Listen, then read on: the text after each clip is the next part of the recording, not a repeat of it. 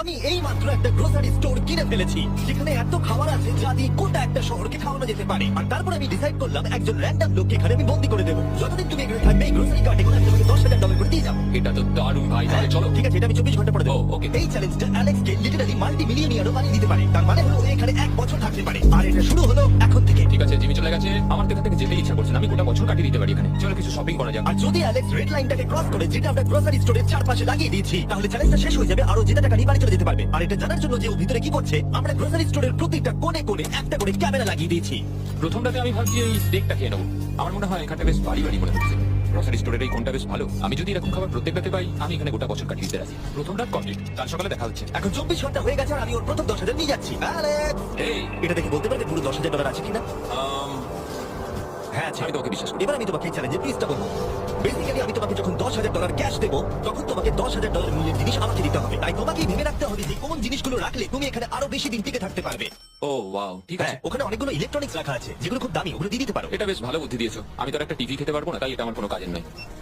এখানে 22 সেন্টস বেশি ঠিক হচ্ছে। আছে, এবার আমি চেক আউট করি। তোমার কাছে কোনো এমভিপি কার্ড না। আছে? তোমার কি চাই? না। সাইন আপ না। করবে? এই নাও তোমার ক্যাশ। ক্রিস, এগুলো নিয়ে যাও। Beep beep. তোমার সাথে কাল আবার দেখা হবে আরো $10,000 ক্যাশ নিয়ে। আর ততক্ষণ তুমি দেখে নাও কোন জিনিসগুলো আমাকে দেবে। এটা সবকিছু চেঞ্জ করে দিল। আমাকে নতুন করে আবার সবকিছু প্ল্যান করতে হবে। আশপাশের জিনিসগুলো একটু দেখে নিয়ে বুঝে নিই যে আমার কোনগুলোর আর কোনো দরকার নেই। পেট ফুড, পেট আইটেম, জিমি আমাকে এগুলো খাওয়ার জন্য কোনো টাকা দেবে না। আমি নিশ্চিত। আমি এখানে $10,000 ডগ ফুড রেখে দিয়েছি। আমার একটু বিশ্রাম নেওয়া দরকার। সকাল সকাল উঠে পড়তে হবে। কাল আমাকে আরো আইটেম বার করে রাখতে হবে। কালকে অনেক কাজ পড়ে রয়েছে। অ্যালেক্স, এই তো জিমি। এই, আজকে তুমি ওগুলো দেবে? আজকে ডগ ফুড দেবো। ও মাই গড, এগুলো তো নিয়ে যেতে সারা জীবন কেটে যাবে। দাঁড়াও, আমরা কি এইটা আমি একটা ট্রানজিশনটা করতে দিলাম, করো।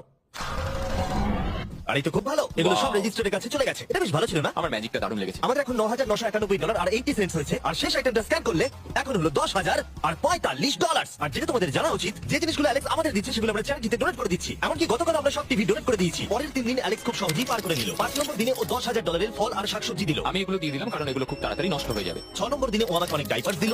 7, 8 এবং 9 নম্বর দিনে ও আমাদের $30,000 অতিরিক্ত জিনিস দিয়ে দিল। এমনকি ও যখন স্টোরের ব্যাকে গেল, যেহেতু ও 10 দিন স্নান করেনি, তাই ও নিজের জন্য একটা শাওয়ারও বানিয়ে নিল। বাম বাবাম। আর লন্ড্রি সিস্টেমও। ডাক, ডাক, ডাক। এই কেমন চলছে? এই তো জিমি। এখন তুমি আমাকে একটা প্রশ্নের সত্যি করে উত্তর দাও। তোমার কি মনে হচ্ছে কতদিন এখানে থাকবে? আমার মনে হয় 100 দিন তো আমি টিকে থাকতে পারবো। ওরে বাপরে, যতদিন এখানে অ্যালেক্স টিকে থাকতে পারবে তত আমার ভিডিওটা এক্সপেন্সিভ হতে থাকবে। কিন্তু আমি তার জন্য তৈরি। ও, এটা কি ভাই? কিছু যায় আসলে তুমি এখানে 1 বছর থাকলে আমার টাকা আছে। এগুলো এখানে কে এনেছে আমি সেটা জানতে চাই।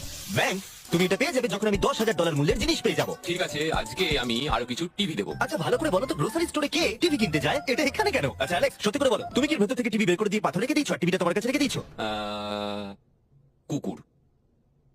ঠিক আছে, আমি ওকে বিশ্বাস করি, কিন্তু আমি এই প্রশ্নটা করিনি।